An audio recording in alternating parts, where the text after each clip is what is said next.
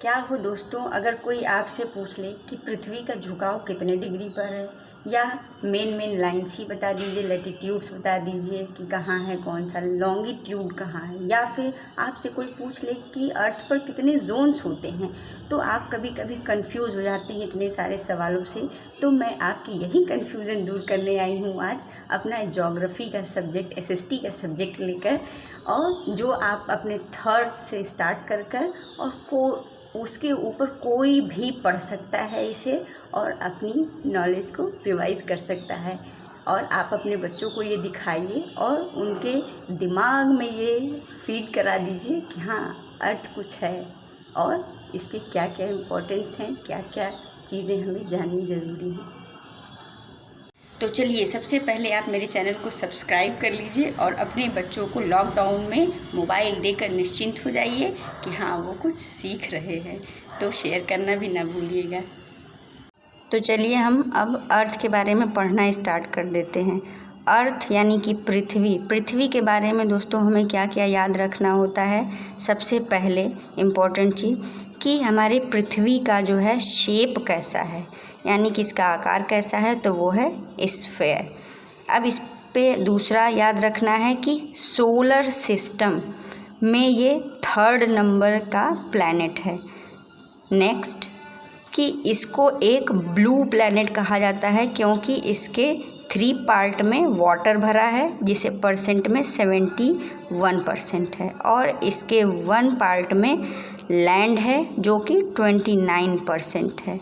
और अर्थ ही एक ऐसा प्लैनेट है हमारे सोलर सिस्टम में अभी तक जिस पर कि लाइफ है, या हम ये भी कह सकते हैं कि हम और किसी प्लैनेट के बारे में अभी तक इतना रिसर्च नहीं कर पाए हैं। सिर्फ हमारी अर्थ ही है जिस पर लाइफ है। दूसरी बात हमें याद करनी होती है कि स्ट्रक्चर ऑफ द अर्थ कैसा होता है, मतलब हमारे अर्थ का जो है बनाने का तरीका, अर्थ की बनावट कैसी है। तो आपको अगर हम देखें तो जहाँ पर ट्रीज़ होते हैं, माउंटेन्स होते हैं, और सी है, ओशन है, हम लोग रहते हैं, घर हैं, उसे हम क्रस्ट कहते हैं। और अगर हम खुदाई करें, जैसा कि मैंने पिक्चर में बनाया है, उसके थोड़ा और अंदर खुदाई करके जाएं तो वहाँ पर पार्ट जो है वो लावा का खौलता हुआ थोड़ा सा गाढ़ा रूप होता है, जिसे हम मैंटल कहते हैं। और सबसे भीतर लावा ज़ोर ज़ोर से पानी की तरह खौल रहा है, इसमें आयरन होता है, जिसे हम कोर कहते हैं। और इसी आयरन सबसे ज़्यादा मात्रा में है, इसीलिए जो है इस पर जो है ग्रेविटेशनल फोर्स होता है। पृथ्वी पर हम कुछ भी उछालते हैं तो वो वापस पृथ्वी की तरफ ही आती है। और बाकी की चीज़ें आप बुक में पढ़ लीजिएगा। अगली बात, motion of the earth. Motion of the earth का मतलब होता है कि हमारी अर्थ जो है कितने तरीके से घूमती है। दोस्तों, हमारी अर्थ जो है 2 तरीके से घूमती है, रोटेशन और रिवोल्यूशन।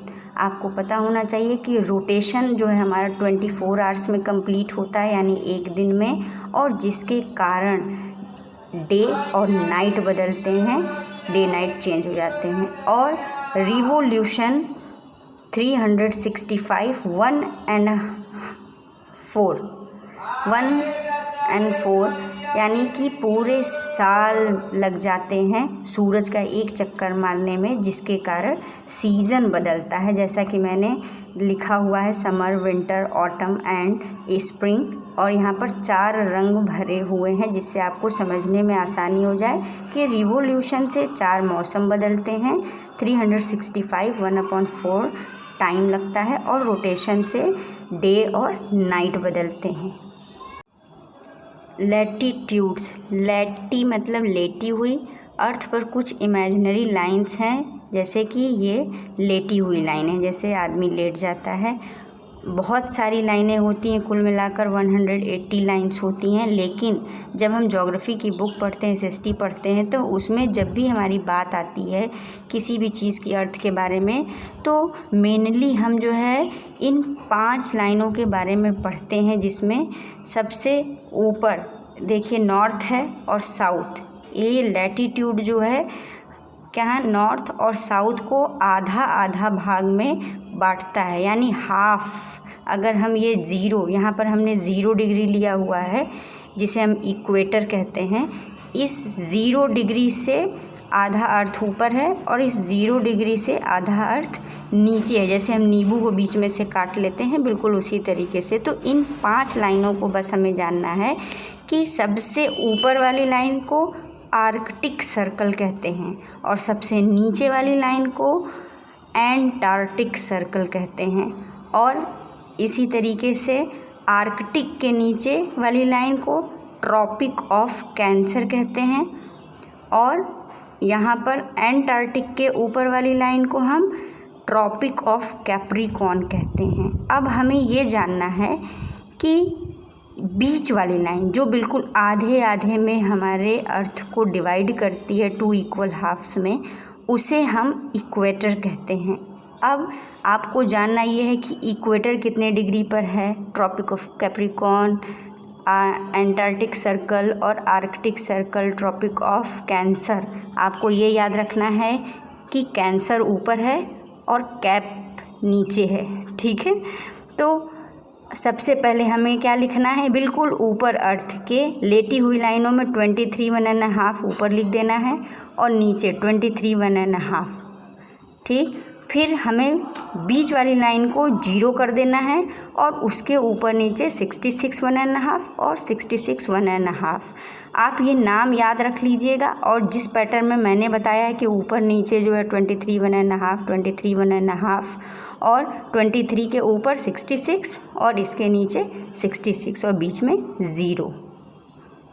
अब आता है लॉन्गिट्यूड। लॉन्ग मतलब लंबा, यानी लंबी लंबी अर्थ पर कुल कितनी लाइनें हैं। तो टोटल जो है 360 लाइंस होती हैं लॉन्गिट्यूड्स, और जो लॉन्गिट्यूड हमारा जो है ईस्ट और वेस्ट को 2 इक्वल हाफ्स में कट करता है, बांट देता है, उसको हम प्राइम मेरिडियन कहते हैं। और लॉन्गिट्यूड से हम टाइम कैलकुलेट करते हैं अर्थ का, आधे में 180 और आधे में 180।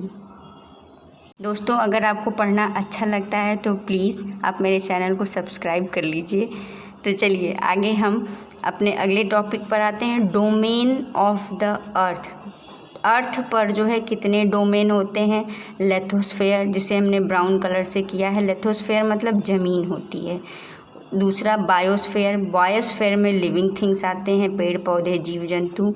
और हाइड्रोस्फेयर जो हमने ब्लू कलर से किया है, जो पानी का इलाका है ब्लू, तो उसे हाइड्रोस्फेयर कहते हैं। और ये है हमारा एटमॉस्फेयर, कई गैसों से मिलकर बना होता है, इसीलिए मैंने इसे कई कलर से कलर किया हुआ है, तो उसे हम एटमॉस्फेयर कहते हैं। नेक्स्ट, अब हमें जानना है एटमॉस्फेयर यानी वातावरण के बारे में। एटमॉस्फेयर को जानने के लिए हमें बस ये याद रख लेना है TSMIE। अगर हमें ये याद हो गया कि TSMIE, तो हम एटमॉस्फेयर को बहुत जल्दी से और ऐसा समझेंगे कि हम कभी भूल ही नहीं पाएंगे। फ्रेंड, ये देखिए, ये है हमारी अर्थ, ठीक है। और इसी अर्थ के बाद हमारा शुरू होता है पहली layer T, second S, third M और फोर्थ I और फिफ्थ E। इसका मतलब कि जो एटमॉस्फेयर है ये कुल 5 लेयरों को मिलकर बनाया हुआ है।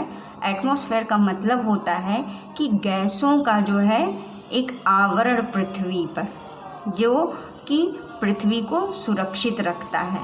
तो आपको बस ये याद रखना है इन 5 लेटर से कि हमारा एटमॉस्फेयर जो है वो गैसेस का ब्लैंकेट होता है अर्थ के चारों तरफ, और वो 5 होता है।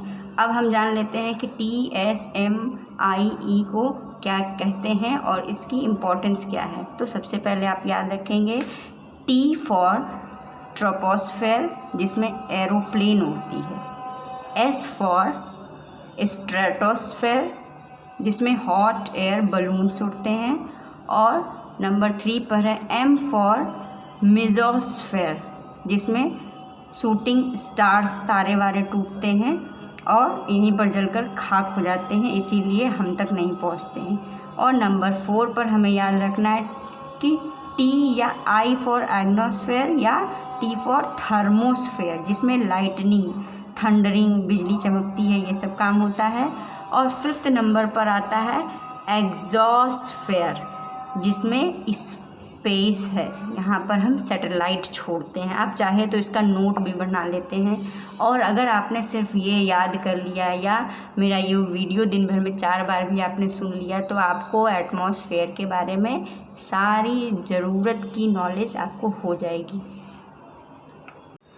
हेमिस्फेयर, आपको याद रखना है कि अर्थ पर कितना जो है हेमिस्फेयर है। तो अर्थ पर 4 हेमिस्फेयर होते हैं, पहले नॉर्दर्न हेमिस्फेयर और सदर्न हेमिस्फेयर। अब इसके दूसरे 2 होते हैं, ईस्टर्न हेमिस्फेयर और वेस्टर्न हेमिस्फेयर। एक बार फिर से सुन लीजिए, ईस्टर्न हेमिस्फेयर, वेस्टर्न हेमिस्फेयर और नॉर्दर्न हेमिस्फेयर, सदर्न हेमिस्फेयर।